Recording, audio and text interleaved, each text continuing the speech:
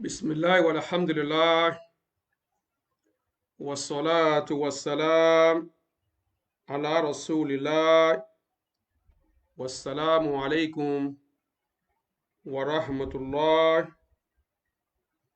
wa barakatuhu. Mo kí gbogbo ẹ̀yin ọmọ ìyá wa nínú Islam. Mo kí wa káàbọ̀ sí ìkànnì Taalim TV ní ọjọ́ tòní. Ọjọ́ òní ni Yawmul Arbi'a.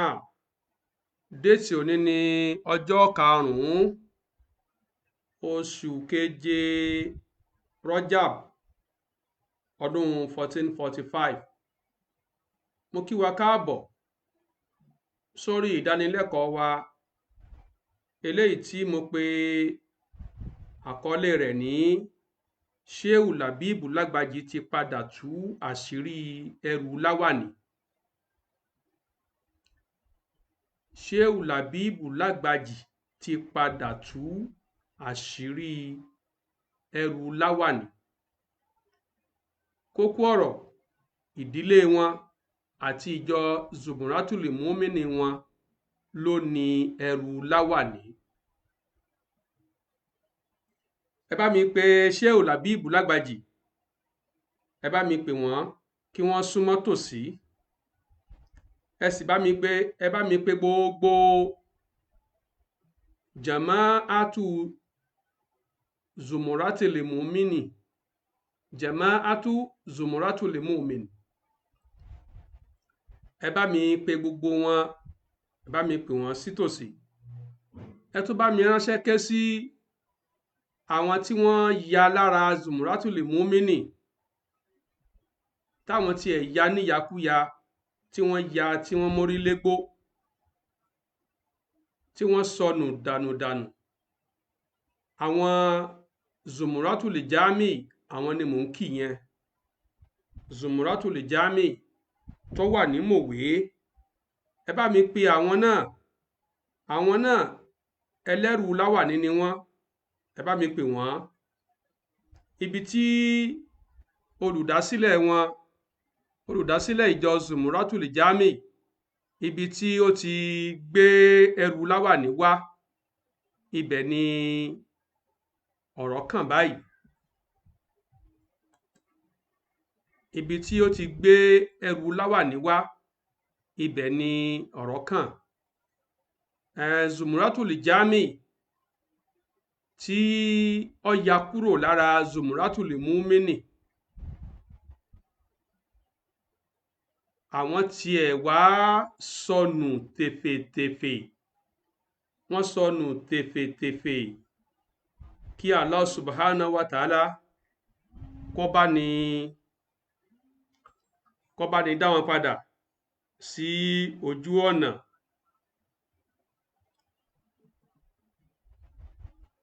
Kó bá ní dá wọn padà sí ojú ọ̀nà. Ẹni tó ń pè mí yìí,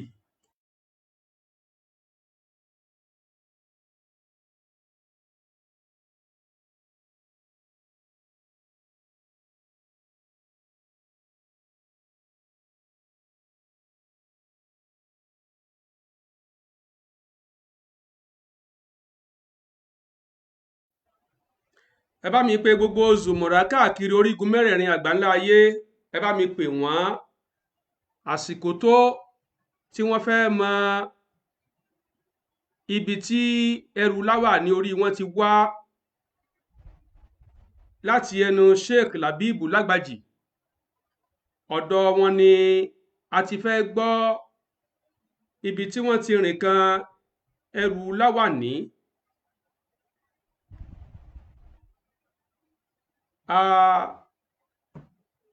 Bàbá wa lágbe ni kí Allah jẹ́ ká rí wọn pẹ́. Kálọ̀ bá mi ṣe àlékún dáadáa bàbá wa náà. Bàbá ní ẹrù ní láwàní, ẹrù ní. Tọ̀, nígbà tí bàbá wa lágbe ni tí wọ́n sọ̀rọ̀ nípa láwàní fẹ́rẹ́ ní nǹkan tí ò tí ì kọjá bí oṣù mẹ́ta sísìn yìí. Àwọn èèyàn fò bọ́ta, àwọn oníláwàní ẹrù, àwọn ẹlẹ́rù láwàní wọ́n fò jáde. Nínú wọn a rí ẹni tí ó sọ̀rọ̀ burúkú sí bàbá wa Lágbéni, tó láálé wọn, tó fi wọ́n wé ìwékúwé. Nínú àwọn tó wá jẹ́ ring leader fún sísọ̀rọ̀ òdì sí bàbá wa Lágbéni, òun ni Ṣeeu Labeeb lágbàjì, hadahullah.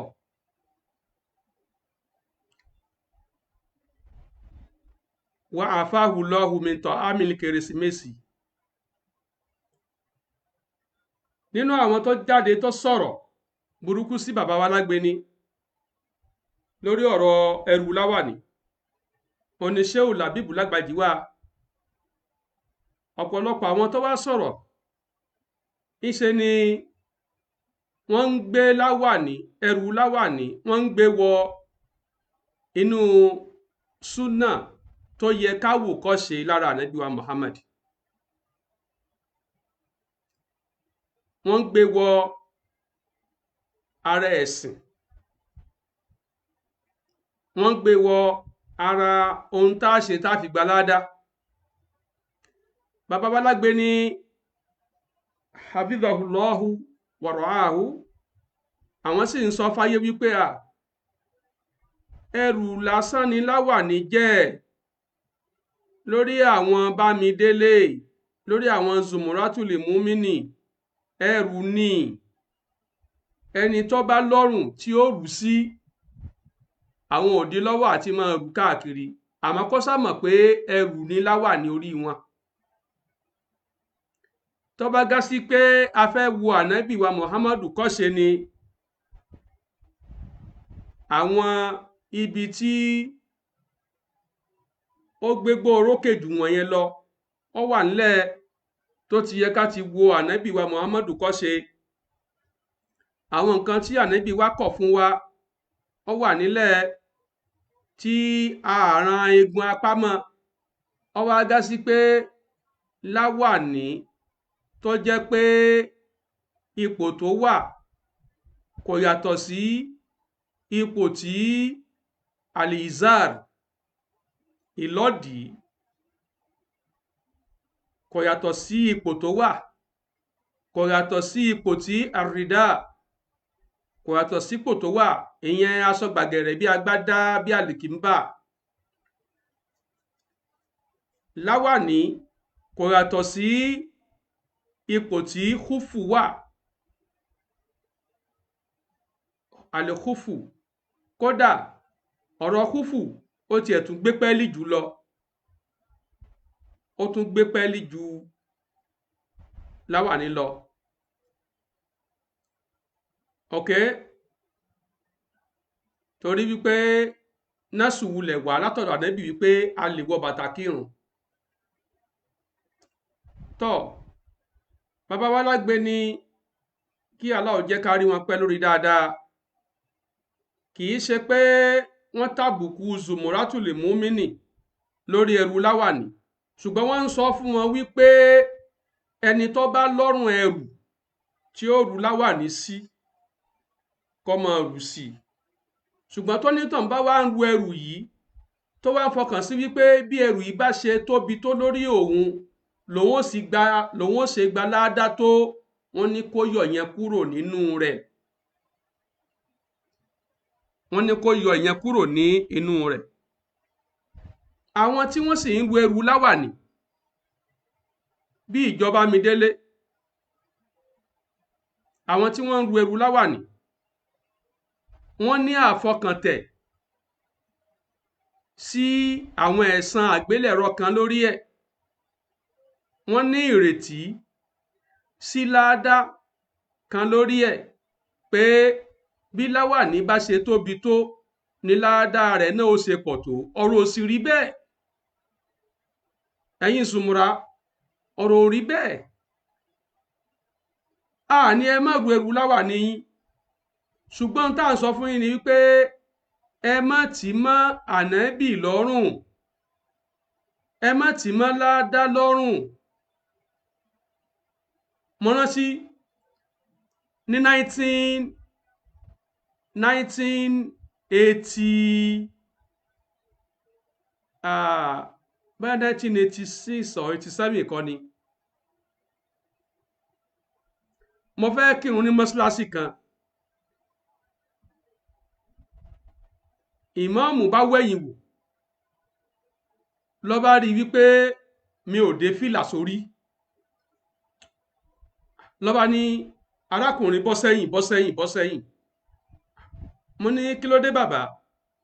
Ó ní àti ẹ̀gbọ́ ti fìlà tó òde, àìwé láwàní rẹ kò jẹ́ o lẹ́tọ̀ọ́ sí kó wà ní sáfù wájú. Mo ní bàbá, ṣé láwàní wíwé òun ni òṣùwọ̀n tá a fi mọ ẹni tó yẹ kó wà ní sáfù àkọ́kọ́? Bàbá yìí ní bẹ́ẹ̀ ni.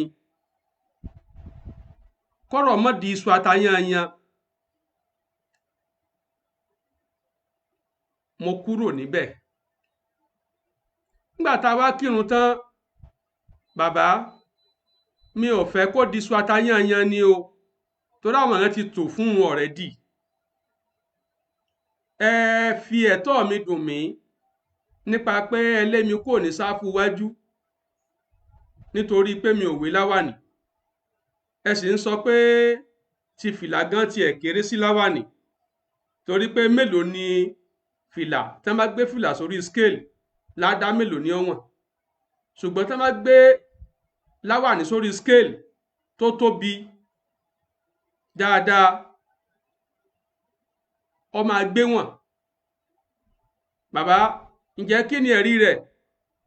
Bàbá ní báwọn ṣe bá lọ́wọ́ àwọn bàbá àwọn nù. Kódà ní mọ́ṣáláṣí àwọn, ẹni tí ó bá jẹ ìmáàmù ó gbọ́dọ̀ mọ wé láwàní. Bàbá yìí ò ságbà, wọn ò tẹ́tí gbálàyé. Àwọn jẹ̀mọ́ wọn náà sì ní àwọn náà ti di ẹlẹ́rù láwàní. Nígbà tí ó tún di 1992, 93, mò ń gbé ládùúgbò kan ní Ìwó Road. Àwọn ìjọ Zumratul-Mu'min àwọn ni wọ́n ní mọ́ṣáláṣí yẹn. Mọ́ṣáláṣí yẹn wà lẹ́yìn testing ground nílùú Ìbàdàn. Wọ́n kọ́ mọ́ ilé bàbá wa dáadáa kan. Mo ti gbàgbé orúkọ bàbá yẹn, kọ́nà bá ní foríjì bàbá náà, bàbá dáadáa ni. Wọ́n kọ́ ilé yẹn mọ́, wọ́n kọ́ mọ́ṣáláṣí yẹn mọ́ ara ilé wọn ni. Ó wà níbi etí odò báyìí. Odò kan nìyẹn ó tó kàn. Ok, so nígbà náà lọ́hùn, èmi wà ládùúgbò yẹn. Ẹni tó wá jẹ́ ìmáàmù àtẹni tó jẹ́ náìbì wọn, wọ́n jẹ́ Zumratul-Mu'min. Nǹkan kan wá máa ń ṣẹlẹ̀ mọ́ṣáláṣí tá a bá ti bẹ̀rẹ̀ ẹ̀rùn báyìí. Bàbá lèmọ́mù yóò so láwàní kọ ọrùn báyìí tí ó fi wo orí ìrun. Nígbà tá a bá wá ṣe tẹ̀kíbírátùl ìrọ́ọ̀mì tán, ìgbà náà ni wọ́n á ṣe àmọ́ yí báyìí, wọ́n ṣe àmọ́ yí, wọ́n ṣe àmọ́ yí, wọ́n ṣe àmọ́ yí tí ó fi di ẹrù ńlá. Wọ́n á ní pé wọ́n ṣàkíyèsí wọn ní bàbá, tẹ́ bá fẹ́ wé láwàní, àní ẹ má wé láwàní, àní ẹ má wé láwàní o. Ṣùgbọ́n wáì tẹ́ ẹ̀ wé láwàní yín kó tó di àsìkò tẹ́ máa bọ́ síwájú kírun. Ó ti wá di gbogbo ìgbà, ó ti di gbogbo ìgbà yín pé nígbà tẹ́ bá bẹ̀rẹ̀ ẹ̀rùn tán lẹ́sẹ̀ máa ta láwàní ńlá mọ́ orí. Ó ní bàbá yẹn sọ wípé condition táwọn máa ń bá wọ ìrun nígbà míì ó lè jẹ́ yàjòyàjò. Ṣé mo sì mọ̀ pé láwàní wíwé iṣẹ́ ni, ẹrù ni. So àfi kí àwọn ó ṣe kí ni, àfi káwọn ó máa wé lórí ìrun. Mo ní bàbá, iṣẹ́ tẹ̀ ń ṣe lórí ìrun yẹn kì í ṣara àrùn. Iṣẹ́ tẹ̀ ń ṣe lórí ìrun yẹn kì í ṣara àrùn. kì í sì ṣe àlè amalu àlè yẹsìr alladhi yu'fa anhu, kì í ṣe iṣẹ́ kínkín tí wọ́n ṣàmójú kúrò. tó bá gá sí pé nísìn èèyàn fẹ́ dé fìlà kò tí ì dé fìlà kó tó wọrí irun, òkè bóyá fìlà ẹ̀ bọ́lẹ̀ ni o, kó ra ṣe báyìí padà. hadha al-murad bil-amal al-yasir fi salat, èyí ni wọ́n gbà lérò pẹ̀lú iṣẹ́ díẹ̀ lórí irun. àmọ́ àwa ń ṣe báyìí, àwa ń wé à ń wé à ń wé à ń wé à ń wé tí ó fi wá ga, tí ó fi wá di bàǹtùbàǹtù, tẹ́tù wá máa wé mọ́ ọrùn. wọ́n máa ṣe ń wé mọ́ òkè ni wọ́n máa wé mọ́ ọrùn, wọ́n máa ṣe ń wé mọ́ òkè ni wọ́n máa wé mọ́ ọrùn. ẹ dákun, tẹ́ ẹ bá ti mọ̀ pé ẹ fẹ́ ṣáájú kírun fún wa, ẹ kọ́kọ́ àáfin yín láǹfààní kẹ́ ẹ máa wé láwà, kẹ́ ẹ kọ́kọ́ wé láwà nìyí kẹ́ ẹ tó ṣe tẹ̀kíbátùl ìrọ́mì. tẹ́ ẹ bá yé léyìí ṣe, èmi ò ní kírun lẹ́yìn yín mọ́ o. bàbá bá ní kò sí pọ́blẹ́mù, àwọn kọ̀ọ̀kan máa wé dáadáa ná, kẹ́ ẹ lè mọ ibi tí láwàní yẹn jókòó sí nínú ọkàn àwọn Zumratul-Mu'min. ohun tó sì jọ jókòó síbẹ̀ ni wípé ìkùkì ni wọ́n kí láwàní fún wọn, wọ́n ti gbé bọnú ẹ̀sìn tààrà, wọ́n gbé bọnú ẹ̀sìn tààrà. lódodo kò sí ní tá a fẹ́ ṣe láyé àfi kó jẹ́ ọ̀rọ̀ ẹ̀sìn, àfi kó ní ṣe pẹ̀lú ẹ̀sìn. ṣùgbọ́n tá à ń sọ ni wípé ẹ̀rí lára ẹ̀sìn ni pé ká múra, ẹ̀sìn ní ká múra dáadáa, ká ṣọ̀ṣọ́, òfin ẹ̀sìn ni. ṣùgbọ́n kò wọ ipò pé bí láwàní bá ṣe tóbi tó ni ládó ṣe tóbi tó. àwọn àdìsí tó wáyé lórí láwàní, àdìsí tí ò lálàáfíà ni. àwọn àdìsí tó ń sọ nípa pé láwàní ọlọ́lá, ọ̀ṣẹ̀gbá, ọ̀ṣàwo, àwọn àdìsí tí ò lálàáfíà, tí ò gbádùn ni.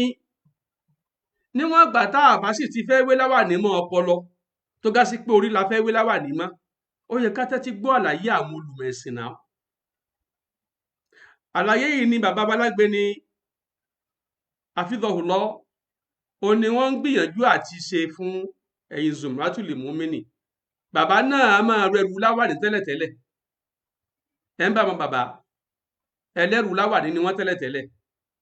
nígbà wọn á rí pé kíní yóò tó báyìí, àwọn kan ń di ẹrù sórí ni. tọ́ àsìkò tá bá rí pé ọrùn àwọn lè gbé láwàní hùn, tá bá fẹ́ jáde wọ́n wà wé.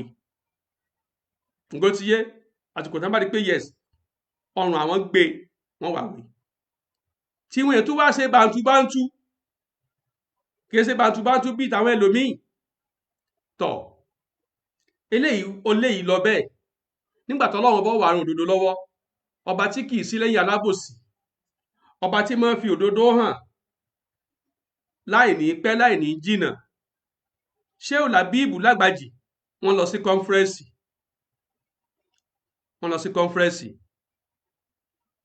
kọ́nfẹ́rẹ́nsì àwọn onímọ̀. bó tilẹ̀ gà sí wípé àmọ́ òṣùwọ̀n owó gan ni àwọn èèyàn wa ń lò tí wọ́n fi máa ń mú ta ló yẹ kó lọ sí kọ́nfẹ́rẹ́nsì ọ̀hún. àmọ́ bóyá ẹlẹ́gbẹ́jẹgbẹ́ ni wọ́n ń lò ní o, tó fi gá sí pé ẹnìkan lọ represent Zumratul-Mu'min. àmọ́ bí ẹsẹ̀ ni wọ́n ń lò ní o. àmọ́ a sámọ̀ pé àwọn kan ni wọ́n wà nídìí ètò yẹn, tó gá sí wípé ẹni tí wọ́n bá mú pé yóò lọ sí kọ́nfẹ́rẹ́nsì, òun náà ni yóò lọ.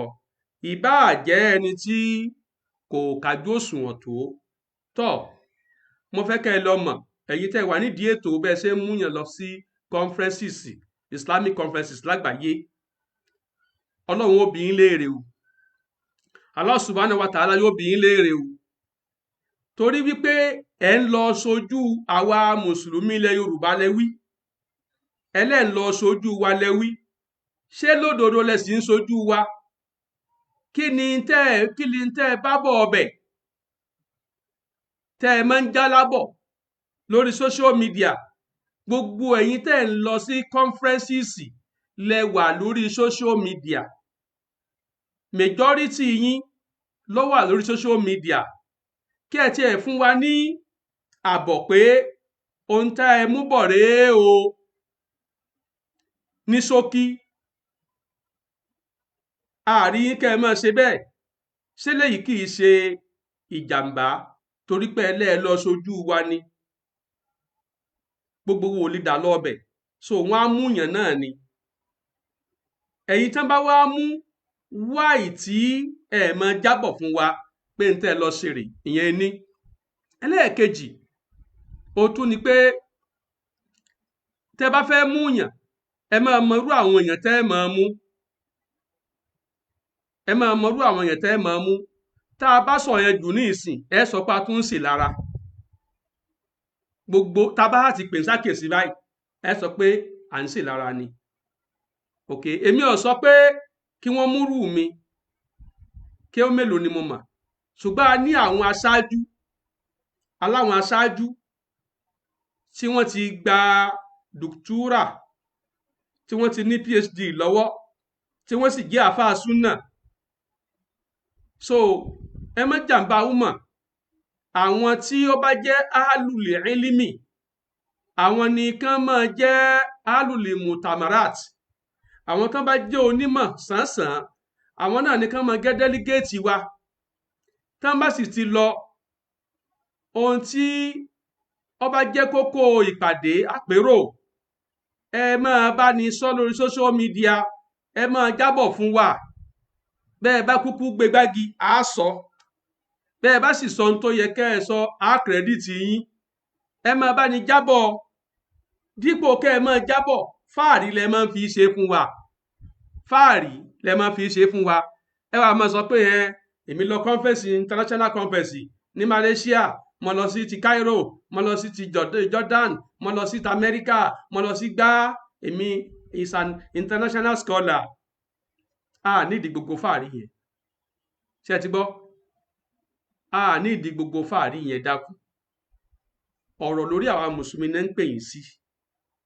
tẹ́ ẹ bá ti lọ tẹ́ ẹ bá ti bọ̀ ẹ máa lọ rí ẹ máa bọ̀ rí ẹ máa jábọ̀. kódà kò gá sí pé gbogbo àbọ̀ tẹ́ ẹ fún wa ó lè má kọjá wákàtí 2 sí wákàtí 3 tàbí ó lè má kọjá ẹ́písòdù 2 tàbí 3 torí ọ̀rọ̀ máa pọ̀ àwọn tí ó sọ̀rọ̀ ń bẹ̀ pọ̀. so ẹni tí ó lọ ó gbọ́dọ̀ jẹ́ ẹni tó ní ability láti lè summarize gbogbo kọ́nfẹ́ẹ̀sì ọjọ́ kan ọjọ́ méjì ọjọ́ 3 tí wọ́n bá ṣe fún wa. tẹ́ ẹ̀ bá jábọ̀ aláwo bí yín léèrè o, aláwo bí yín léèrè o, aláwo bí yín léèrè o. so ẹ lọ sojú wa ní o, ẹ máa jábọ̀ rere fún wa. ẹ ṣe púpọ̀ àkíyín. à ń retí Ṣeeu Labeeb lágbàjì kan jábọ̀ kọ́nfẹ́ẹ̀sì wọn tí wọ́n lọ fún wa. à ń retí wọn o, à ń retí wọn. àti kì í wá sàwọn nìkan, kì í sàwọn nìkan.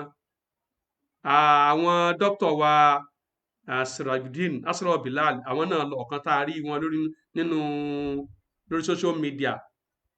a rí wọn bẹ́ẹ̀ nígbà wà nù pléènì àwọn àti sheikh wa Dhikrlahi Shafi'i hafidhahullah ara wọn náà nínú pléènì. wọn tún dé kọ́nfẹ́rẹ́nsì náà mo rí àfáà wa àgbà Dr. Sirajudeen Al-Asra so tí wọ́n deliver speech ní Lárúbáwá. ẹ dákun ẹ máa bá ní jábọ̀ ní èdè abínibí. àwọn tí ẹ ń sojú àwọn tí wọn ò gbọ́ Lárúbáwá ni so ti yé wọn ò gbọ́ Lárúbáwá. ẹ máa bá wa jábọ̀ díẹ̀díẹ̀ torí pé ibi tí mo ti bẹ̀rẹ̀ rèé. nígbà tẹ́ ẹ bá ń sojú wa ní kọ́nfẹ́rẹ́nsì tá a máa gbọ́ àbọ̀ táwọn kan lọ sojú wa ní Àbújá táwọn náà ò jábọ̀ tẹ́ ẹ wá ń bá wọn wí pé wọn ò máa jábọ̀ pé wọn ò máa jábọ̀ bí ṣe ń lọ faraàlú. ṣé ẹ rí wípé ó ti jọra wọn, ó ti jọra wọn náà. àkíyèsí lélẹ́yìí jẹ́ fún gbogbo ẹ̀yin tẹ́ ẹ bá àtẹ́ǹdì kọ́nfẹ́rẹ́nsì. ẹ rí nígbà tẹ́mi àtẹ́ǹdì kọ́nfẹ́rẹ́nsì kan ní Àbújá ní Àbújá local level nìyẹn lórí ọ̀rọ̀ ìlétésù. nígbà tí mo dé mo jábọ̀, that was 3 years ago. mo jábọ̀ náà mo ní a lọ ṣèpàdé l'Àbújá o lórí ọ̀rọ̀ oṣù o. àwọn nǹkan tí mo rí bíi irinṣẹ́ tí wọ́n máa fi wo oṣù tí wọn ò tí ì já kúrò nú ọ̀rá as at then mo jábọ̀ pé Sultan ti ra àwọn devices yìí o, wọn kàn tí ìjà kúrò ní ọ̀rá ni o, mo jábọ̀. Ìlànà wo ni à ń gbà wóṣù ní inú National Muslim Society Committee lábẹ́ Sultanate, mo jábọ̀. Kí ni awuyewuye tó wáyé ń bẹ̀, mo jábọ̀ fáwọn èèyàn. A ṣe ní ìjókòó hálíkọ̀ wa, a dẹ̀ live stream ẹ̀, ẹni tó láǹfààní àti wò ó láǹfààní àti wò. Kí nǹkan wá lọ sí Àbújá, Sultan ló kówó ọkọ̀ lẹ̀ náà, ó kówó ọkọ̀ lẹ̀. Bákan náà ni pé wọ́n tún fún wa ní owó oúnjẹ tá a fi jẹun fún ọjọ́ méjì àbọ̀jọ́ mẹ́ta sí ni. So tọ́ mo jábọ̀, ẹ máa jábọ̀ fún wa, ẹ dákun ẹ máa jábọ̀ fún wa. Kì í ṣe dúkìá yìí ní pè yín sí, kì í ṣe dúkìá yìí ní pè yín sí, dúkìá gbogbo àwa mùsùlùmí ni wọ́n pè yín sí. Mo wá bẹ̀ yín torí Allah, ẹ máa jábọ̀ fún wa. Kódà kò gá sí pé àbọ̀tẹ́ ẹ máa já fún wa yẹn kò ní kọjá kíni, kò ní kọjá wákàtí kan tàbí méjì tàbí mẹ́ta tàbí ẹ́písòdù méjì tàbí ẹ́písòdù kan, as the case may be.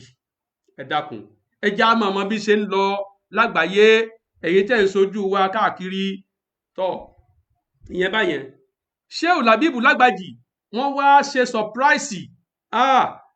Allah bá mi kẹ́ bàbá Ṣeeu Labeeb Lágbàjì o.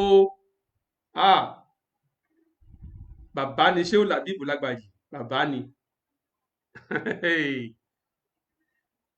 Bí Ṣeeu Labeeb Lágbàjì bí wọ́n ṣe láálí bàbá wa Lágbéni tó lórí ọ̀rọ̀ Láwàní, tí wọ́n láwọn mọ kan àgbàlagbà níkò, tí wọ́n láwọn mọ kan àgbàlagbà níkò. Ṣeeu Labeeb,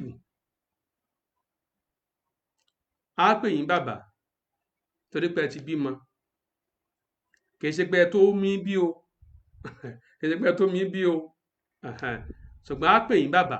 Bàbá ní bàbá lèmi náà. Ẹ jọ mí lójú gan o, wàláì ẹ jọ mí lójú gan. Interview tí wọ́n ṣe fún yín, personal interview tí wọ́n ṣe fún yín nígbà tẹ́ ẹ dé sí Nàìjíríà padà, ó yẹ kẹ́ ẹ sọ ní Yorùbá. Mi ò rí kẹ́ ẹ sọ ní Yorùbá.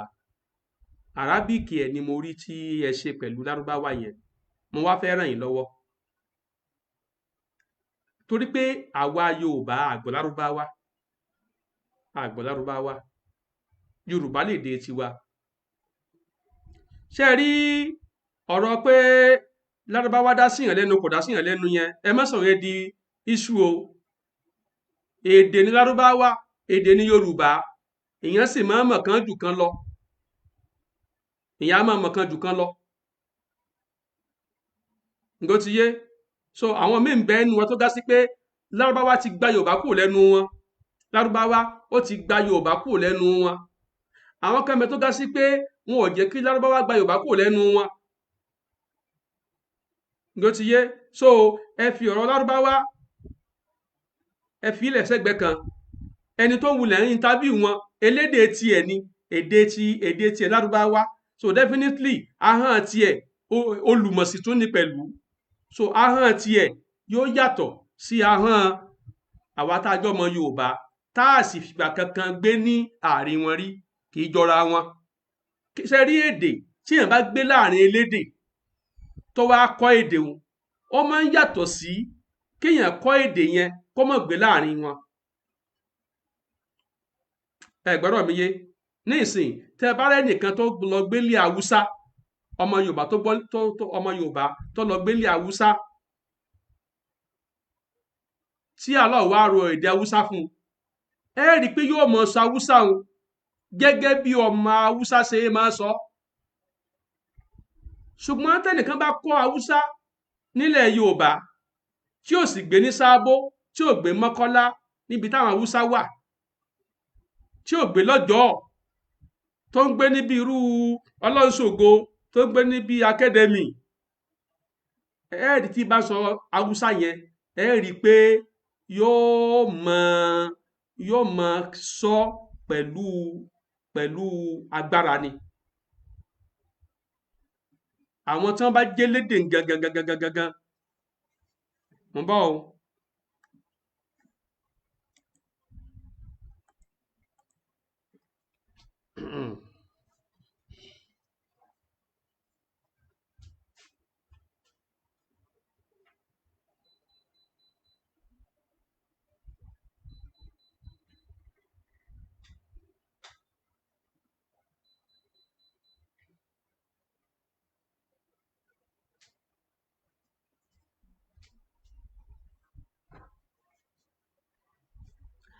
tọ́ àwọn tí wọ́n bá jẹ́ elédè yẹn gangan ẹ rí i pé wọ́n á máa sọ ok ẹni tó gbé láàrin wọn tó fi gbédè yẹn ẹ lè fi wé ẹni tí ò gbé láàrin wọn tó náà kọ́ nípa èdè yẹn níwọ̀nba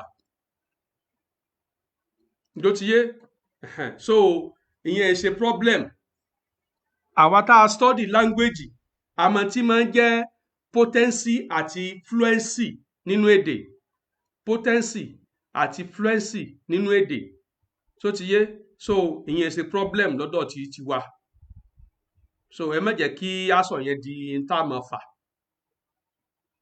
Allah ló dá èdè ó sì máa ń rọ̀ fún wa jura wa lọ ṣùgbọ́n tọ́rọ̀ bá ti wá di báyìí àìdíà la níìdì ẹni tí wọ́n bá sọ̀rọ̀ tó ń jọmọ tó ń jẹ́lédè lárúbáwá ok ẹ lè fi potency rẹ̀ nígbà pé ó kọ́ ìmọ̀ yẹn àti fluency rẹ̀ ẹ lè fi wé ti Sheikh Labeeb Lagbaji kò jọra wọn tóun náà bá fẹ́ sọ Yorùbá òun náà kà lólò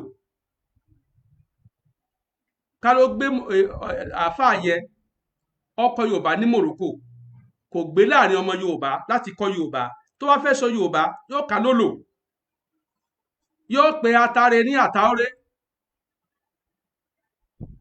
tí ó ti yé àwa láàbọ̀ pé atare ló fẹ́ pè kò sì ti ń jẹ́ àtàóré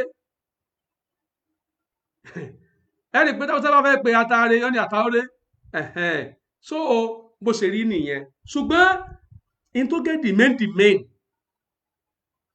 ibi tí Sheikh Labeeb tí wọ́n ti surprise mi tí wọ́n ti surprise gbogbo ayé ó ní pé gbogbo ìran igun apámọ́láwà ní bántúbántú yìí fúnra ara Ṣeeu Labeeb Lagbaji ó ní wọ́n tú àṣírí rẹ̀ o ẹ jẹ́ ká gbọ́ ọ̀rọ̀ láti ẹnu Ṣeeu Labeeb àfà oníláwà nílá ọyá. السلام عليكم ورحمة الله وبركاته. أهلا سيدي. التقيت بهذا الرجل الطيب وأريد أن أتعلم منه. السلام عليكم ورحمة الله وبركاته. أهلا سيدي. التقيت بهذا الرجل الطيب وأريد أن أتعلم منه. سيدي قل لي من أين أنت؟ من نيجيريا. نيجيريا. أيوة. سيدي قل لي من أين أنت؟ من نيجيريا. نيجيريا. أيوة. ẹ jẹ́ ká máa bá wọn tú ẹ jẹ́ máa bá wọn tú ń bọ̀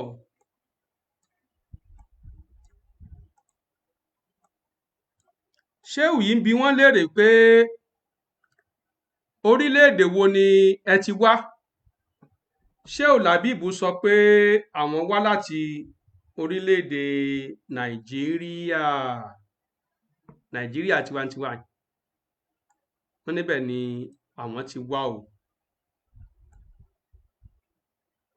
wọ́n níbẹ̀ làwọn ti wá wọ́n náà wá láti orílẹ̀-èdè Nàìjíríà ọ̀yá o.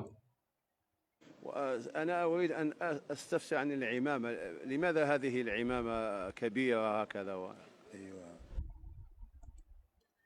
àfáà yìí ó sọ pé èmi fẹ́ ṣèwádìí lọ́dọ̀ rẹ ni nípa láwàní ní ńlá tó wé sórí yìí bó ṣe wé yìí tó tóbi yìí tó di ẹrù yìí mo fẹ́ wádìí nípa rẹ̀ lọ́wọ́ rẹ ni èé ti rí tí láwàní yìí fi tóbi báyìí tó fi di ẹrù lé ọ lórí.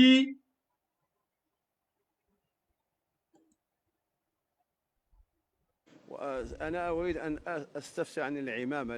لماذا هذه العمامة كبيرة هكذا ايوه ṣe gbọ́ báwọn ó lémi fẹ́ ṣèwádìí lẹ́nu rẹ ni o láwàní orí rẹ yìí èé ti rí tí láwàní fi tóbi tó báyìí tó fi di ẹrù lé ọ lórí bó ṣe wé yìí. ọ̀kan nínú àwọn tí wọ́n àtẹ́ǹdì kọ́nfẹ́rẹ́nsì yẹn náà ni àáfàá yìí, ọmọ Morocco làwọn. ẹ jẹ́ á gbọ́ èsì tí Ṣeeu Labeeb ó sọ báyìí o. gbogbo ẹ̀yin tẹ́ ẹ sọ láwàní di ẹrù, Allah ò ní jẹ́ kọ́rùn ó wọ̀ yín o. níjọ́hun àná la máa ń gbọ́ pé òwú ò tẹ́rù. wọn á ní ìwọ̀nba tó fẹ́ fi taná òun ló ṣe kíni, òun ló já. ní ìsìn àwa kan ń sọ pé láwàní ò tẹ́rù, a ní láwàní kò yẹ kó di ẹrù. àáfàá Labeeb àtàwọn yòókù wọ́n ń sọ pé ìwọ̀nba ètò ọ̀fẹ́ fi lérí ló mú ni o. tó o bá fẹ́ di ara wa ó di ẹrù láwàní wù ni o. ọ̀yá. لماذا هذه العمامة كبيرة هكذا ايوه لماذا هذه العمامة كبيرة هكذا ايوه لماذا هذه العمامة كبيرة هكذا ايوه ìbéèrè tẹ́rìn sáà ń béèrè.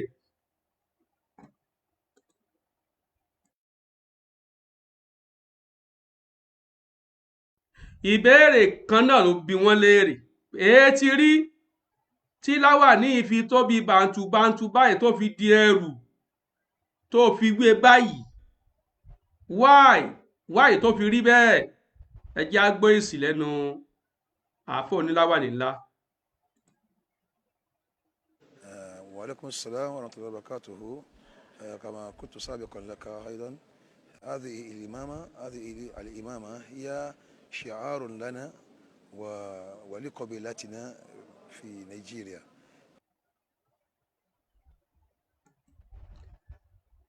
ṣé ẹ gbọ́ ohun tí àáfà oníláwàní ńlá wí? wọ́n ti sọ̀dí o. ẹ jẹ́ á tún gbọ́. هذه الإمامة هي شعار لنا. láwàní yìí o, mò ń bá Ṣeeu Labeeb ṣe táríjámà ni o. láwàní yìí o, àmì tiwa ni o, àmì tiwa ni o. ولقبيلتنا. ó sì tún jẹ́ àmì fún ìdílé wa, ìdílé wa, ìdílé àwọn Ṣeeu Labeeb lágbàjì. Nàìjíríà. tí ìdílé yẹn jẹ́ ìdílé kan ní orílẹ̀-èdè Nàìjíríà. láwàní orí mi yìí Ṣeeu Labeeb ló ń sọ̀rọ̀ o, mò ń bá wọn ṣe tẹ́ríjámà. Ṣeeu Labeeb ẹ san owó tẹ́ríjámà tí mo ń ṣe fún yín yìí o, ẹ sanwó ẹ o. so kẹ́ ẹ pè mí tí n bá ti parí ètò pẹ̀lú ni màá gbà. ok, intellectual service ni mò ń rẹ́ndà fún yín. so ẹ̀yin ló yẹ kẹ́ ẹ ṣe fún ara yín. àmọ́ nígbà tẹ́ ẹ ti wá ṣe yẹn mo ti bá yín ṣe é. so ohun tó kù ni wípé kẹ́ ẹ ṣe ọ̀káre ọ̀rẹ́ mi dáadáa ló ti yé. so Ṣeeu Labeeb sọ pé láwàní orí mi yìí o, hadhil imama shi'arun lana wali qabilatina fi Nàìjíríà. Ṣeeu Labeeb ní láwàní orí mi bàǹtùbàǹtù yìí o, àti bí mo ṣe wé yìí o, àmì tiwa ni o, àmì tiwa ni. ó sì tún jẹ́ àmì ìdílé wa ní Nàìjíríà.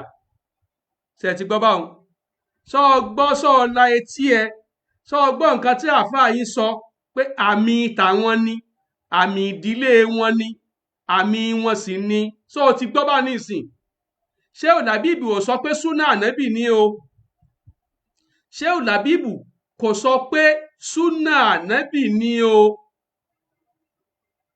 gbangba wálíà ni Ṣeeu Labeeb ti sọ̀rọ̀ yìí o. ṣé rí gbogbo èyí tí wọ́n ń sọ tẹ́lẹ̀tẹ́lẹ̀ nígbà tí wọn ò tí jáde kúrò Nàìjíríà, lókà nìyẹn o, lókà ó nìyẹn o, international ni wọ́n wà yìí o. ok, láti international ni wọ́n ti ń sọ̀rọ̀ wípé láwàní tẹ́ ẹ rí yìí o, àmì wa ni o, àmì wa ni láwàní àti àmì ìdílé wa, àmì ìdílé wa. tọ́ ọ̀yá o, Ṣeeu Labeeb ẹ continue. هذه الإمامة هي شعار لنا ولقبيلتنا في نيجيريا. sọ gbọ́ sọ létí ẹ o, هذه الإمامة هي شعار لنا ولقبيلتنا في نيجيريا. Ṣeeu Labeeb ti fèsì. gbogbo ẹ̀yin Zumratul-Mu'min ẹ la etí yín, ẹni tẹ́ ẹ fi ránṣẹ́ sí kọ́nfẹ́sì àgbáyé tó lọ gbẹnu sọ fún yín, ó ti fèsì lórí láwàní pé láwàní bántúbántú yìí o, láwàní tó di ẹrù lé mi lórí yìí o, àmì wa ni o, àmì ìdílé wa sì ni láti Nàìjíríà. tọ́ وكذا عمم بها المؤسس لجمعيتنا اسمه الشيخ يوسف أبو بكر أدار في نيجيريا، وهو الذي أسس بجمعية التي تقال يعني اسمها بجمعية زمرة-المؤمنين في كل ربوع العالم يتعممون. Ṣeeu Labeeb tẹ̀síwájú láti ṣe àlàyé bí láwàní wíwé ṣe jẹ́ tiwa, ṣìárùn lànà wàlẹ̀kọ̀bí látìná. wọ́n tẹ̀wájú láti ṣe àlàyé rẹ̀ wípé bí mo ṣe wé yìí bàǹtùbàǹtù yìí, bẹ́ẹ̀ náà ni olùdásílẹ̀ ìjọ wa Zumratul-Mu'min, bẹ́ẹ̀ náà ni wọ́n ṣe wé láwàní yìí sórí o. ṣe rí i pé láwàní nísìn ìjọ Zumra lónìí, kìí ṣèjọ ànábì. ṣe rí báwọn láwàní wíwé ìjọ Zumra lónìí àti ìdílé Ṣeeu Labeeb lágbàjì, torí àwọn méjì ni wọ́n ní báyìí. wọ́n ní ṣìárùn lànà wálíkọ̀bí látìná fi Nàìjíríà. wọ́n ní láwàní wíwé báwọn ṣe wé bàǹtùbàǹtù yìí o, tó di ẹrù sórí yìí o, wọ́n ní ó jẹ́ àmì àwa yẹn ní Zumratul-Mu'min níbẹ̀ yẹn, àti àmì fún ìdílé wa, tí ìdílé wa sì jẹ́ ìdílé kan nínú ìdílé tó wà ní Nàìjíríà. ìdílé ẹyọ kan nìdílé Ṣeeu Labeeb lágbàjì. Allah ló sì mọye ìdílé tó wà Nàìjíríà. ìdílé tó wà Nàìjíríà ó súnmọ́ 1 million, ó súnmọ́ 1 million. so Ṣeeu Labeeb ti yan, wọ́n ti parí ọ̀rọ̀, kò sọ̀rọ̀ mọ́, no campaign after election. وكذا عمم بها المؤسس لجمعيتنا اسمه الشيخ يوسف أبو بكر أدار في نيجيريا، وهو الذي أسس بجمعية التي تقال يعني اسمها بجمعية زمرة-المؤمنين في كل ربوع العالم يتعممون. tọ́ kókó náà sá ni pé torí àìdíà la nídìí báyìí lọ́dọ̀ Ṣeeu Labeeb lágbàjì, àìdíà la nídìí pẹ̀lú ìsọ lárúbáwá wọn ní inú interview yìí.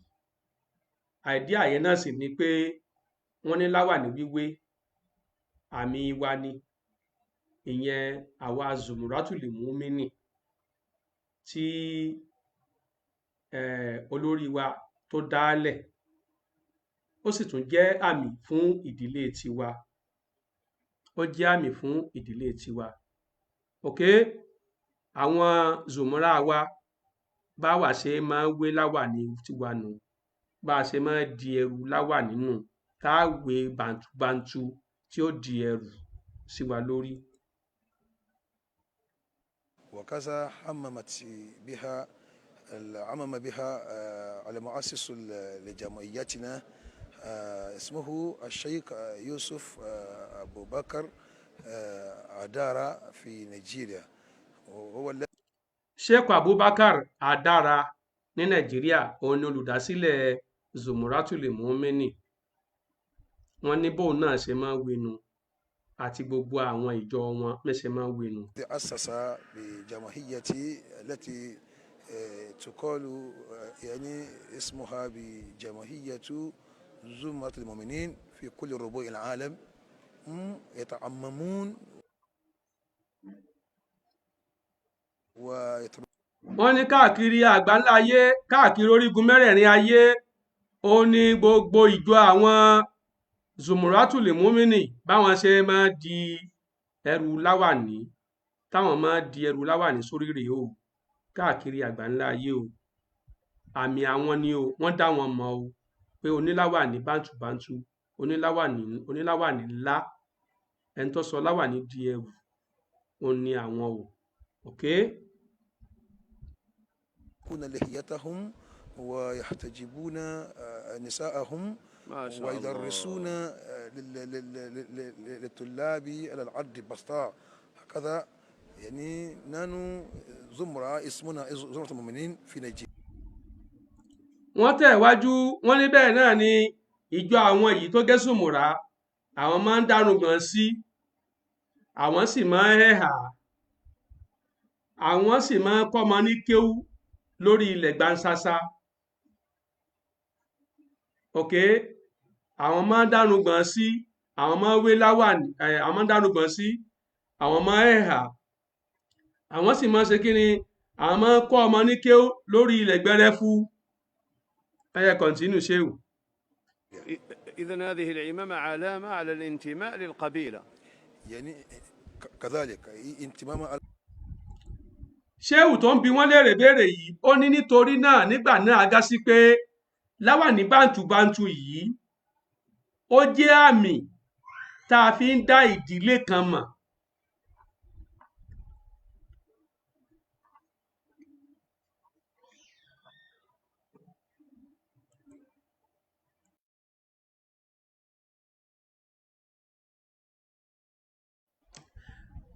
Ẹni tó ń bi wọ́n léèrè béèrè sọ pé agásí pé láwàní bántúbántú yìí ó jẹ́ àmì ìdánimọ̀ fún ìdílé kan ní orílẹ̀-èdè Nàìjíríà. Ṣeeu Labeeb sọ pé bẹ́ẹ̀ ni, bẹ́ẹ̀ ni, ẹ tuntun gbọ́ o.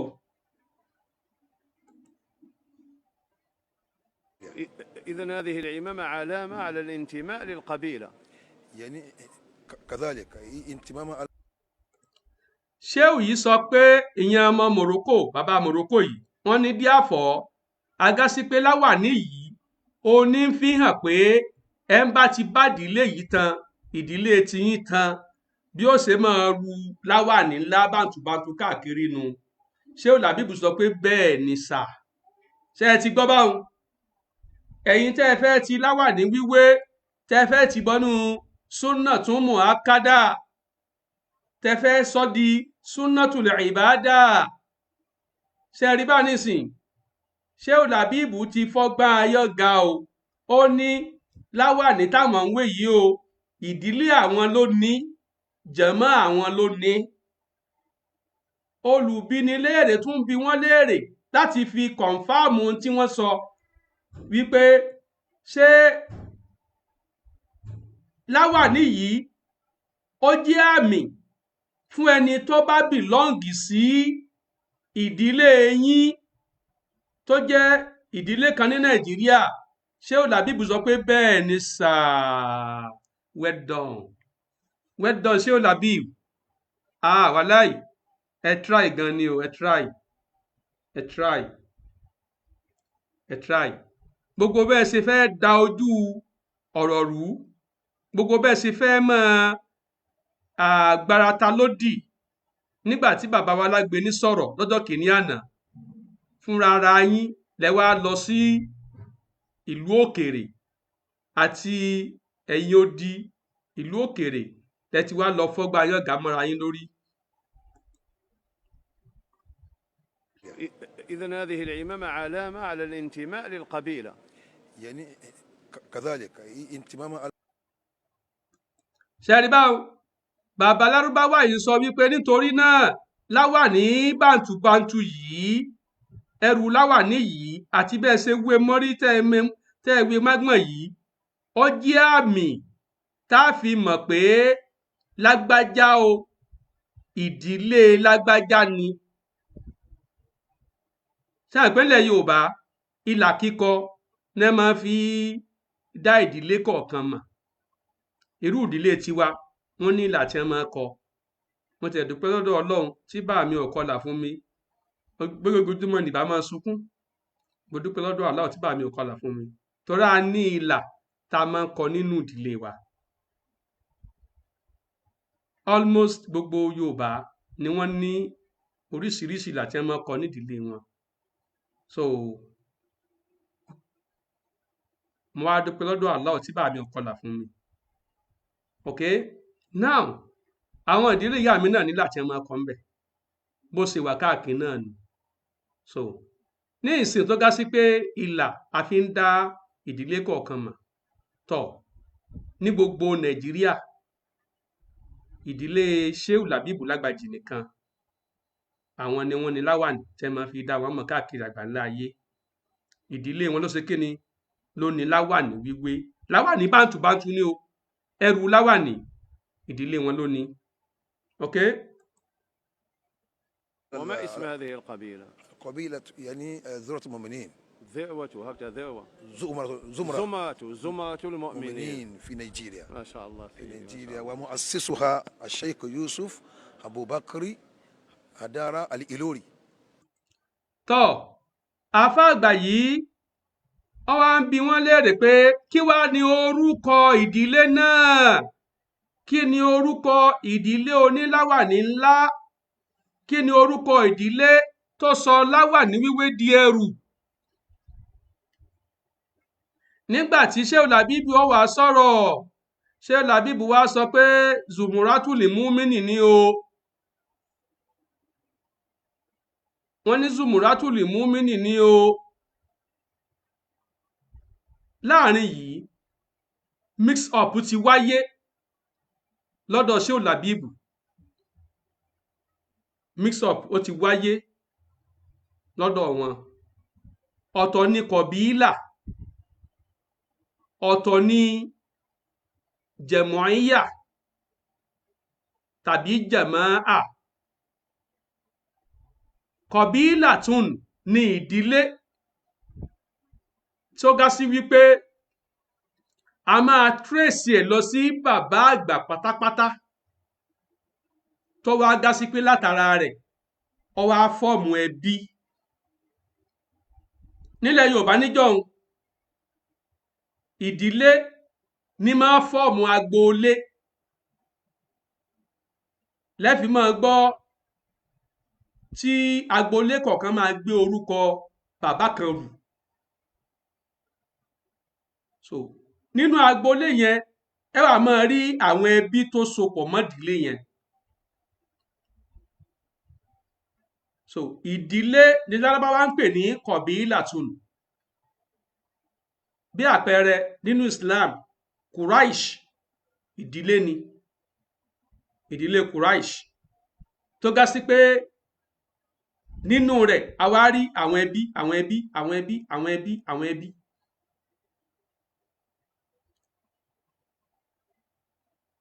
látara ìdílé yẹn lànàbì tí wá sí kíni ni ẹbí ànàbì ti jẹyọ. now Ṣeeu Labeeb ń sọ wípé àbí ilẹ̀ ìmọ̀ọ́mọ́ ṣìhárùn lànà wálé kọ̀bí láti nà. ọ̀rọ̀ yẹn tí Ṣeeu Labeeb kọ́kọ́ sọ ohun tó túmọ̀ sí nínú ọpọlọ lárúbáwá yìí ni pé àmì wa ní o àti ìdílé wa, àmì wa ní o àti ìdílé wa, kí wọ́n tó tún wá máa sọ pé bẹ́ẹ̀ náà ni olùdásílẹ̀ gan Zumratul-Mu'min ṣe máa ń wé. So gbólóhùn tó ṣáájú yẹn lábáwá yìí ti dìímú pé definitely ẹrù láwàní ẹrù ìdílé kan ni. Therefore nígbà tí lábáwá yóò wá béèrè lórí orúkọ ìdílé ló béèrè, orúkọ ìdílé ló béèrè lọ́wọ́ Ṣeeu Labeeb. Orúkọ jẹ̀mọ̀íyà ẹgbẹ́ Sùmùrà, orúkọ ẹgbẹ́ ni Ṣeeu Labeeb wá sọ. ẹ sì jẹ́ kí lárúbáwá yóò gbọ́ yé sí wípé ṣìhárù lànà wálíkọ̀bí láti nà, dípò kẹ́ ẹ sọ pé ṣìhárùn lìjẹ̀mọ̀íyàtìná Zumratul-Mu'min wàkọ̀bí láti nà. Ǹjẹ́ gbọ́ mi yé báyìí èèyàn? Ohun tó yẹ kí Ṣeeu Labeeb ó sọ ni pé hadhihi al-imama kama taraha kabiratan hiya shi'aruna jam'iyyati Zumratul-Mu'minin wa qabilatina. Ohun tó yẹ kẹ́ ẹ sọ níbẹ̀rẹ̀ nìyẹn. So lábáwá yóò lè mọ̀ wípé ọ̀tọ̀ ni kọ̀bílà, ó mọ̀ pé ọ̀tọ̀ ni kọ̀bílà, ọ̀tọ̀ ni Zumura. Ní ìsìn ẹ ti wá pe ẹgbẹ́ yín nídìílé, ẹ ti pe ẹgbẹ́ yín, ẹgbẹ́ Zumura, ẹ ti pè ní kíni? Ìdílé. Ló jẹ́ kí lárúbáwá máa béèrè pé kí wá lórúkọ ìdílé yẹn. Ṣé pé nísìn ìdílé ànábì á sọ pé Kùrẹ́ṣì ni. Ṣé orúkọ ìdílé yín Ṣeeu Labeeb ṣé Sùmùrà ni? Ṣeeu Labeeb o, Ṣeeu Labeeb lágbàjì, Ṣeeu Labeeb lágbàjì.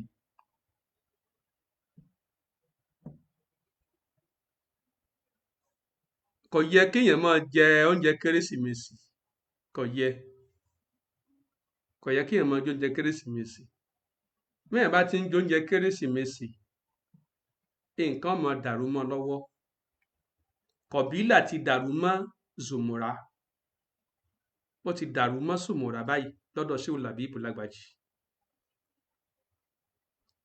So lárúbáwá tó interview wọn, òun gbọ́ wọn yé sórí pé kọ̀bílà ló ní, torí pé tí wọ́n sọ ni pé ṣìhárù lànà hadhihi al-imama ṣìhárù lànà wa li qabilatina.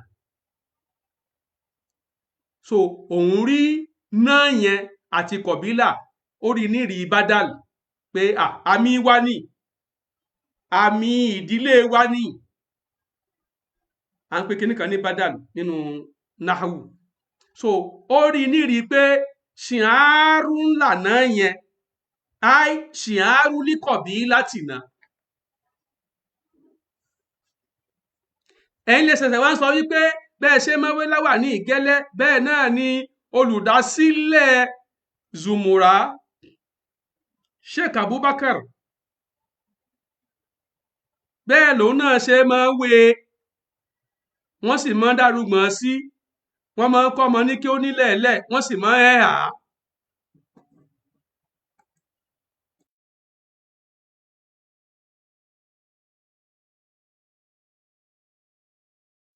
Okay, so ohun tí lárúbáwá yóò gbé lọ tí ó lọ fi jábọ̀ pé mo ré mọ́ o, àìrìn jìnnà láìrí abukí ọ̀kẹ́rẹ́ o, tá a bá rìn jìnnà á rí ibi tí ti ń fi odó òbúlẹ̀ gúnṣu o, mo ré mọ́ o ní conference ta lọ lọ́dún yìí o, mo pàdé ìdílé kan tórúkọ rẹ̀ ń jẹ́ ìdílé Zumratul-Mu'min. Tẹni tó dá ìdílé yẹn sílẹ̀ ń jẹ́ Sheikh Abubakar Adara àbí Adara sì ni. Ok, ẹ má bínú tí n bá gba Adara tẹ wíhun tọ Sheikh Abubakar pé àṣedìlé kan ń bẹ tó ga sí pé àmì tiwọn tí ẹ máa fi dá wọn mọ̀ Nàìjíríà ó ní ẹrù láwàní. a ti rìn jìnnà báyìí a ti wá rí ìdílé tó ga sí pé ẹrù láwàní náà máa fi dá wọn mọ̀. In the whole Nigeria, the only tribe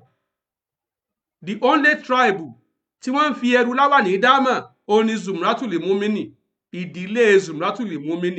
Ìbéèrè wa ni pé ṣé ìdílé kan ni Zumratul-Mu'min jẹ́ lágbàáyé? No. Zumura bimana aljamaa aljamaiya alhisbu ẹgbẹ́ ni.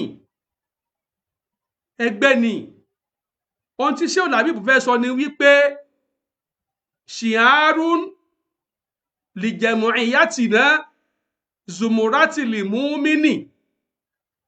Kò sí ń tọ́kan kọ̀bílà yín bẹ́ẹ̀. Ta ló mọ kọ̀bílà yín bàbá? Ta ló dá kọ̀bílà yín mọ̀ pẹ̀lú láwàní wíwé? Ẹgbẹ́ Zumratul-Mu'min láyé dámọ̀ pẹ̀lú láwàní wíwé ní Nàìjíríà. Ẹgbẹ́ Zumratul-Mu'min láyé dámọ̀. Zumratul-Mu'min ni wọ́n máa ń ru ẹrù láwàní káàkiri. Àwọn ẹlẹ́rù láwàní tí gbogbo ayé mọ̀. Bá sì ṣe tónú Zumra bẹ́ẹ̀ ni láwàní rẹ̀ ní ó ṣe tó, bẹ́ẹ̀ náà ni ó ṣe lówó lórí tó. Àáfà ńlá láwàní ńlá ni, àáfà kékeré láwàní kékeré ni. So ẹ ti mix ọ̀rọ̀ pọ̀. Ẹ tètè yá pé interviewer yín, ẹ tètè pé padà pé ẹ ti ṣe mistake o. Láwàní, ẹrù láwàní tẹ̀ ń wé àmì fún Zumura, jàmá ló ń jẹ́ Zumura, ẹgbẹ́ ló ń jẹ́ Zumura, àmì ẹgbẹ́ tiyín ni o, kì í ṣe àmì fún ìdílé yín. Tó bá sì já sí pé ìdílé yín ìdílé oní ẹlẹ́rù láwàní ni, jẹ̀mọ̀íyà yín jẹ̀mọ̀íyà oníláwàní ni, tọ́ ẹ nídìí kẹ́ ẹ correct ẹ̀ mọ̀. Ẹ jẹ́ kó wà bẹ́ẹ̀, kó máa lọ bẹ́ẹ̀, kí gbogbo ayé máa gbọ́ yín pé ìdílé Ṣeeu Labeeb lágbàjì pátápátá àti ẹgbẹ́ Zumratul-Mu'min ní tilé toko wọn, àwọn ni ẹlẹ́rù láwàní. Kókó kan nù. Kókó ẹlẹ́ẹ̀kejì ni wípé ó jọ mí lójú fún yín tẹ́ ẹ̀ sọ pé hadhil imama sunnatu rasulillahi sallallahu alayhi wa sallam. Ó jọ mí lójú tẹ́ ẹ̀ sọ bẹ́ẹ̀ o, tẹ́ ẹ̀ sọ pé láwàní bántúbántú yìí súnà ànábì ni. Ẹ wo àfáà tí wọ́n dó síwájú ẹ̀ tí wọ́n gan sọ̀rọ̀. Fìlà ló dé o, irú fìlà mi gan ló dé. Masha Allah, Masha Allah. Ẹnìkan wá ń pè mí ní tálíkà, ẹnìkan pè mí lólòsì. Òsì inú ọ̀rọ̀ tèmi. Àfáà àgbà ní irú fìlà tí mo dé lò náà dé yìí. Irú fìlà tí mo dé lò náà dé yìí. Ó ti yé ọ. Now, ẹ já tẹ̀wájú. وما اسم هذه القبيلة؟ قبيلة يعني زمرة-المؤمنين. ذئوة، هكذا ذئوة. زمرة-المؤمنين المؤمنين في نيجيريا. ما شاء الله في نيجيريا، ومؤسسها الشيخ يوسف أبو بكر أدارة الإلوري. الشيخ يوسف أدارة، الشيخ يوسف أبو بكر أدارة الإلوري ló dá Zumratul-Mu'min sílẹ̀. Àáfàá yìí ń gbọ́ yé sí pé kọ̀bílà lòún ń béèrè. Ẹ̀yin ń dákọ̀ jẹ̀mọ̀íyà, ẹ ti dà á pọ̀ mọ́ra wọn. Ẹ ti dà á pọ̀ mọ́ra wọn. Kò yẹ kíyàn máa jẹ oúnjẹ kérésìmesì. Oúnjẹ kérésìmesì ò dáa kíyàn máa jẹ. ẹ ti wá gbé ìdílé ẹ ti dàpọ̀ mọ́ ẹgbẹ́, ọ̀tọ̀ ní ìdílé ọ̀tọ̀ lẹ́gbẹ́. وما اسم هذه القبيلة؟ قبيلة يعني زمرة المؤمنين. ذئوة، هكذا ذئوة. زمرة المؤمنين في نيجيريا. ما شاء الله في نيجيريا، ومؤسسها الشيخ يوسف أبو بكر أدارة الإلوري، وكان له تلاميذ كثيرة.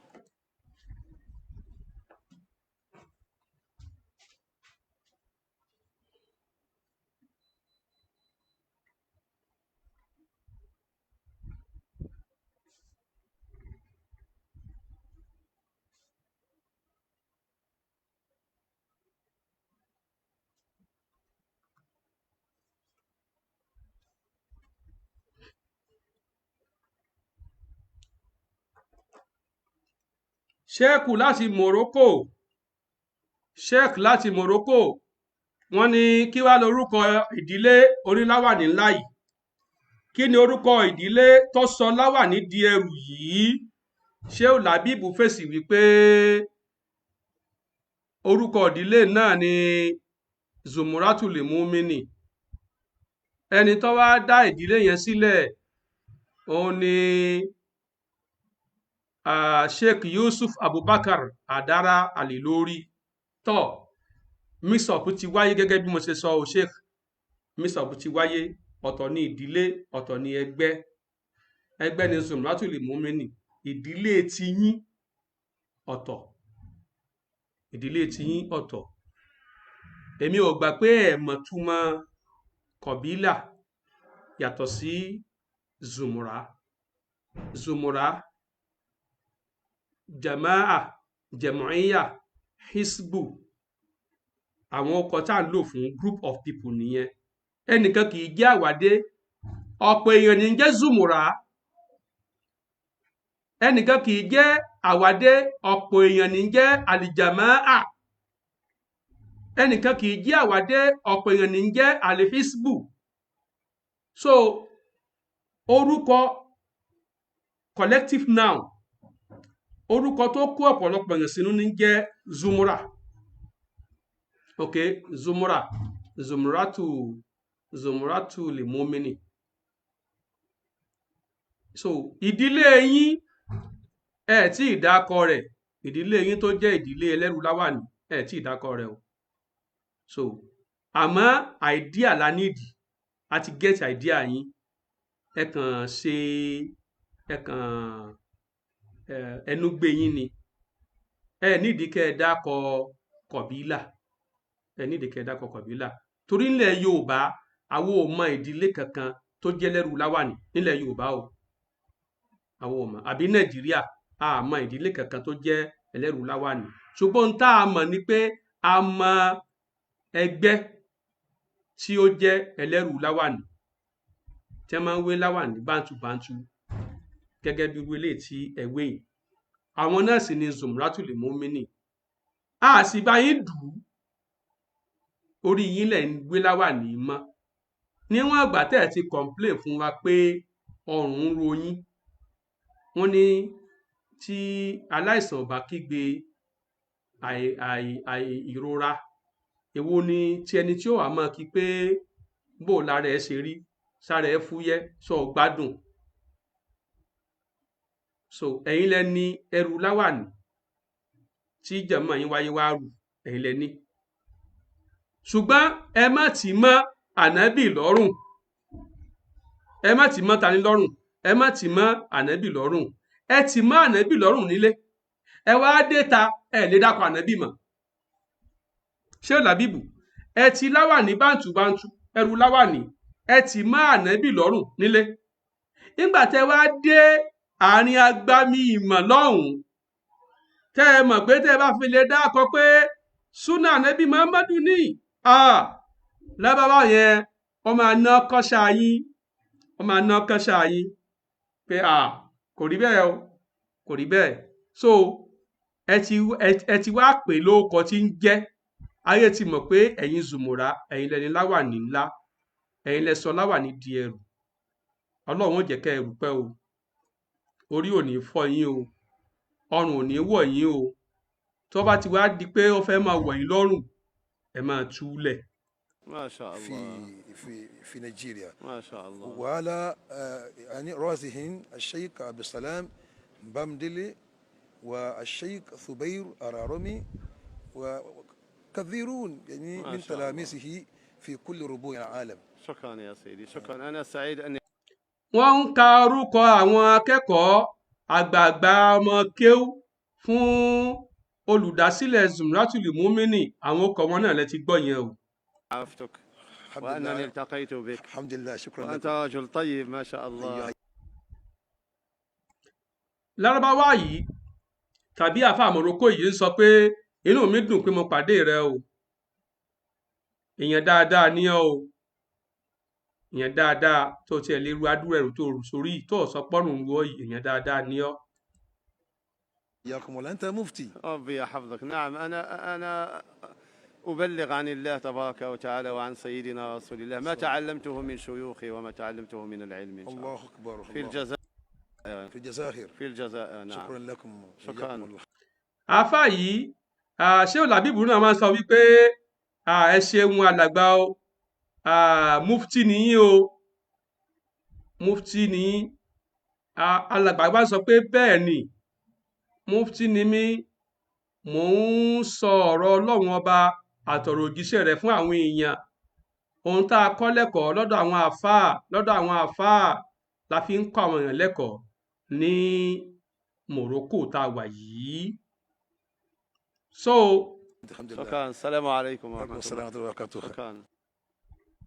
now kókó ọ̀rọ̀ nìyẹn o. أنت مفتي. ربي يحفظك. نعم أنا أبلغ عن الله تبارك وتعالى وعن سيدنا رسول الله ما تعلمته من شيوخي وما تعلمته من العلم إن شاء الله. الله أكبر. في الجزائر. في الجزائر. في الجزائر نعم. شكرا لكم. شكرا. الحمد لله. شكرا. السلام عليكم وعليكم ورحمة السلام الله. ورحمة الله وبركاته. شكرا.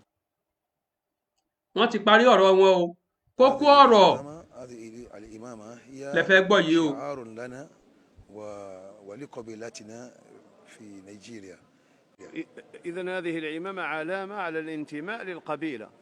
يعني كذلك انتماء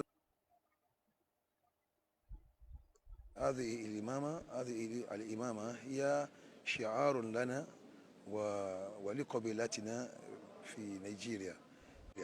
إذا هذه العمامة علامة على الانتماء للقبيلة.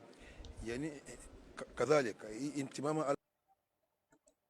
kókó ọ̀rọ̀ rẹ ti gbọ́ yẹn o wípé láwàní yìí o àmì wa ni o àmì ìdílé wa ni àti àmì jàmáà wa jàmáà Zumratul-Mu'min ṣùgbọ́n torí pé dàrúdàpọ̀ ti wáyé nínú ọ̀rọ̀ Sheikh Labeeb tó ga sí pé wọ́n ń gbé kọ̀bílà fún jẹ̀mọ́íyà wọ́n ń gbé jẹ̀mọ́íyà fún kọ̀bílà ohun tí àáfàá yìí gbọ́yé nínú ọ̀rọ̀ wọn ni pé kọ̀bílà ó ní láwàní làáfàá fi béèrè pé ìdán nítorí náà láwàní bántúbántú yìí àmì ló jẹ́ fún àwọn ìdílé kan. هذه الإمامة هي شعار لنا ولقبيلتنا في نيجيريا. إذا هذه العمامة علامة على الانتماء للقبيلة. يعني كذلك. السلام عليكم ورحمة الله وبركاته. أهلا سيدي. ẹ̀yin ènìyàn mi ọ̀rọ̀ Sheikh Labeeb òun ni a ti gbọ́ yẹn o. Sheikh Labeeb wọ́n ti jẹ́ kí ayé ó mọ̀ wípé gbogbo ohun táwọn ń sọ Nàìjíríà àtàwọn àti àwọn akẹgbẹ́ àwọn máa ń ṣe ń jà raburabu pé ojú ò gbọ́dọ̀ ti ẹrù láwàní tójú bá ti ẹrù láwàní oníláwàní lójú tí ẹjá jà fitafita ẹjá rún mánàbí lọ́rùn ẹjá sọ pánàbí ló ní a máa ṣe é ládàá ń bẹ́ẹ̀ ì máa jẹ́ kíyàn tóbi ì máa jẹ́ kí ẹni kínkínní báyìí kó di ẹni nílá lójú àwọn èèyàn ẹ̀yìn sì máa fúnyàn lọ́pọ̀túnítì láti lè dá agbádá ńlá tẹnu rẹ̀ ó tóbi gbangba tó ga sí pé nǹkan ó lè máa wọlé sí ibẹ̀. So títí láwàní tẹ́ ti láwàní má ànábì lọ́rùn Ṣeeu Labeeb àtàwọn yòókù wọn wọ́n ti yọ kó lọ́rùn ànábì o. ẹ̀yin èèyàn ẹ bá ní dúpẹ́ fún Allah subhanahu wa ta'ala wípé láwàní bántúbántú tí wọ́n ti má ànábì lọ́rùn tí àwọn Ṣeeu Labeeb àtàwọn yòókù wọ́n ti má ànábì lọ́rùn alihamudulilayi ó ti já sọpẹ́ o. ó ti já sọpẹ́. Ṣeeu Labeeb ti yọ kó lọ́rùn ànábì ní Morocco. wọ́n ti gbé kó lọ́rùn ànábì o. wọ́n ti ní ìdílé àwọn ló ní, jàmá àwọn ló ní, ìdílé wọn ló ní, jàmá àwọn ló ní. so nítorí náà ẹ̀yin ìdílé Ṣeeu Labeeb, ẹ̀yin Zumratul-Mu'min, ẹ kú ẹrù láwàní tí ẹ ń rù. so Allah ò ní jẹ́ kí ọrùn wọ̀ yín o. tọ́rùn bá sì wọ̀ yín ẹ gbìyànjú àti máa tú kúrò ní orí yín. ǹjọ́ ti yé. so àǹfààní tí ẹ ń bẹ ń bi láwàní wíwé fún ẹ̀yin Zumratul-Mu'min. tẹ́ bá lọ rìn àjò tẹ́ bá mú aṣọ ìbora lọ́wọ́ ẹ máa tóbi dáadáa. ó ṣe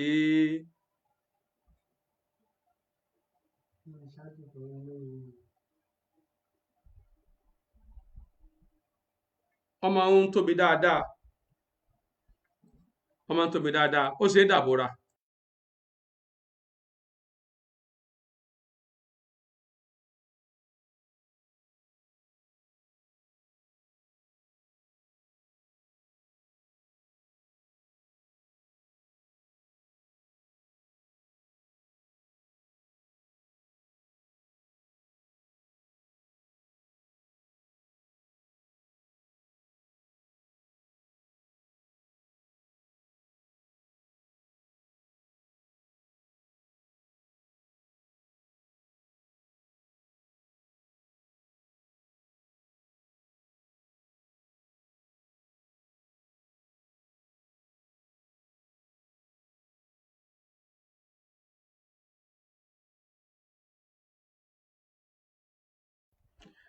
a dúpẹ́ lọ́dọ̀ Allah ọba àlékè ọlá tó jẹ́ ká gbọ́ òdodo ọ̀rọ̀ lẹ́nu Ṣeeu Labeeb wípé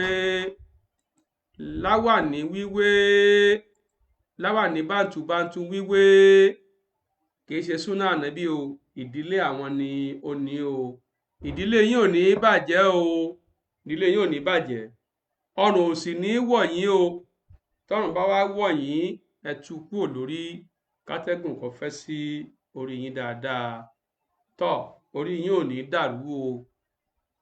Ṣeeu Labeeb lágbàjì ẹ dákun ẹ jẹ́ á ṣọ́ra fún oúnjẹ kérésìmesì. a máa fa kí èèyàn ó máa gbàgbé ohun tó bá ti kọ́ nínú ẹ̀sìn. torí pé oúnjẹ ìyapa àṣẹ Ọlọ́run ní kérésìmesì. àwọn oníǹkan gan mọ̀ pé ẹbọ ni ìpìlẹ̀ oúnjẹ kérésìmesì. kí ó ti yé àwọn gan mọ̀. téèyàn bá ti wá ń jẹ téèyàn bá ti ń jẹ ìyẹn ò mọ gbàgbé ìmọ̀ ẹ̀sìn. ìyẹn mọ gbàgbé ìmọ̀ ẹ̀sìn.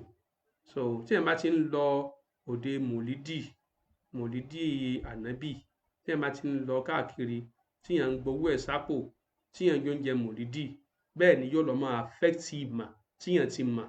yóò máa pa ìmọ̀ yẹn ni. ẹ gbọ́dọ̀ mi yé. yóò máa pa ìmọ̀ tíyàn ti mọ̀ yẹn yóò máa pa. ìjẹkújẹ oúnjẹ tí ó jẹ oúnjẹ bídíà, oúnjẹ tí ò dáa, tí àáfàá bá ń jẹ ẹ rí i pé inú rí ó máa bu wẹ́rẹ́wẹ́rẹ́ nínú rí ó máa bu. àwọn tó ti mọ̀ tẹ́lẹ̀ yóò máa pa. wúlẹ̀fẹ̀ kan tẹ́lẹ̀ wọn ò wúlẹ̀fẹ̀ káàfáà ò máa jẹ àjẹrankùn. kódà kó oúnjẹ yẹn jẹ́ oúnjẹ hàlálì, wọn ò fẹ́ káàfáà ẹ̀ bá jẹ́ àfáà ẹ̀sìn kó máa jẹ àjẹrankùn. torí pé táàfáà bá ti ń jẹ àjẹrankùn tó ń jẹ bá ti pọ̀ fáàfáà yóò máa àfẹ́tì mẹ́mórì rẹ̀. ká má tí ì wá sọ oúnjẹ tó ní iṣu bí oúnjẹ kérésìmesì, bí oúnjẹ January 1, bí oúnjẹ ayẹyẹ ọjọ́ ìbí ànábì Muhammad sallallahu alayhi wa sallam. irú àwọn oúnjẹ wọ̀nyẹn bí èèyàn bá ti ń jẹ báyìí ìṣe ni orí yóò máa dọ́ta orí yóò máa dọ́ta ni. Ẹ dákun Ṣeeu Labeeb, ẹ dákun ẹ jẹ́ ká túbá níbi irú oúnjẹ bẹ́ẹ̀ ló ti yé.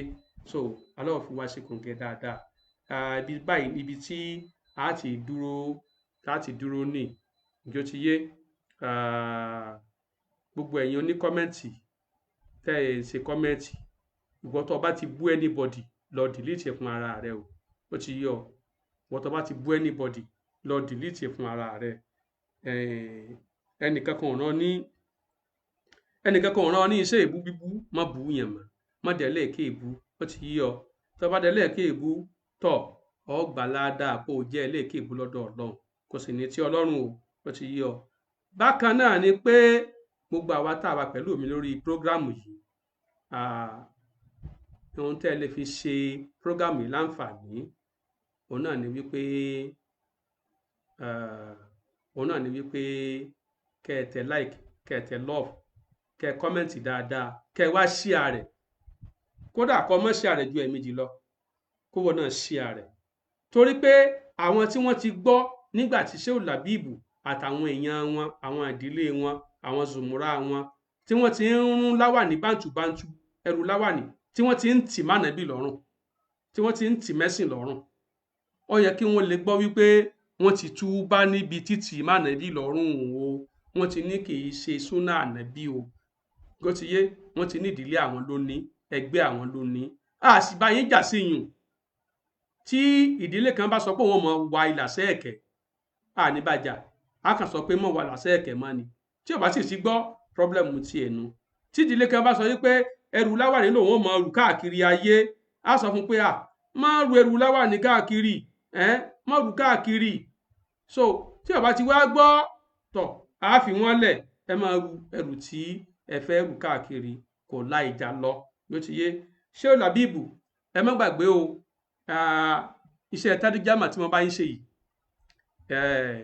mi ò rò pé nìkan kan ṣáájú mi láti bá ń ṣiṣẹ́ tádíjámà rí, pàápàá jùlọ lórí social media. Ẹ dákun kẹ́ ẹ kàn sí mi o. Ẹ ti gbọ́, kẹ́ ẹ kàn sí mi o. Sẹ́yìn pé dátà ni mo lò, mo tan náà gbogbo ẹ̀ ní mo tàn. Mo fẹ́ kí ayé ó gbọ́ yín dáadáa, kí ayé ó rí yín dáadáa. Ẹ ti gbọ́. Tẹ́ ẹ bá wá kàn sí mi, kò sí pọ́blẹ́mù o. Ìṣe nítorí ìyẹn, mo kàn ń fìfẹ́ hàn sí yín ni pé mo nífẹ̀ẹ́ yín. Sheikh Labeeb habibu ilayna wal haqqu ahabbu minhu. Ok, Sheikh Labeeb, a fẹ́ràn yín, ṣùgbọ́n a fẹ́ràn òdodo jù yín lọ. Tó ti yé. Nígbà tẹ́ ẹ wá sòdodo yẹn, a gbọ́dọ̀ ràn yín lọ́wọ́ lórí ẹ̀. Torí tẹ́ ẹ bá sọ tí ò dáa náà, a ràn yín lọ́wọ́ lórí ẹ̀, a bá yín ṣe àtúnṣe rẹ̀. Bẹ́ẹ̀ sì wá sòdodo ọ̀rọ̀ ní ìsìn tọ́, alhamdulilayi, àti jẹ́ ká yóò gbọ́. Ló ti yé. Ó ti kú òní pé àwọn èèyàn gbọ́ lárúbáwá. Ohun tẹ́ ẹ sọ lárúbáwá àti bá yín sọ sí èdè àbínibí. Torí pé ìdílé yín tí ń wé láwàní tó jó láwàní ńlá, Yorùbá ni wọ́n ń ṣe lárúbáwá. Àwọn náà gbọ́dọ̀ gbọ́ ohun tí ẹ sọ pé ìdílé yín ìdílé láwàní ńlá ni. Ìwà mọ̀ bóyá àwọn ìdílé yín lè wá sú yín wípé àwọn èso láwàní ńlá ń tà wọ́n o. Ẹgbẹ́ Zumura ni ẹgbẹ́ oníláwàní ńlá o. Ìdílé ti yín, ìdílé tiwa kì í ṣe láwàní ńlá o. Ẹgbẹ́ ló ní láwàní ńlá o. Ìwà mọ̀ táwọn sọ ní orí rẹ̀. Torí ẹ ti sọ yí pé adil imama shi'aru lana wali qabilatina. Tọ́, láwàní yìí o, àmì wa ni àti àmì ìdílé wa. Ẹ̀yin ìdílé Ṣeeu Labeeb lágbàjì, ṣé lóòótọ́ ni bàbá sọ? Ṣé lóòótọ́ ni wọ́n sọ? Allah fi wá sí kòǹgẹ́rẹ́. Subhanaka Allahumma wa bihamdika. Ẹ gbìyànjú kẹ́ ẹ share prógámù yìí ní méjì, mẹ́ta, mẹ́rin. Ẹ share rẹ̀ fún gbogbo ayé kó lè ṣàǹfààní. Subhanaka Allahumma wa bihamdika. Ashhadu wa la ilaha illa anta. Astaghfiruka wa atubu ilayk.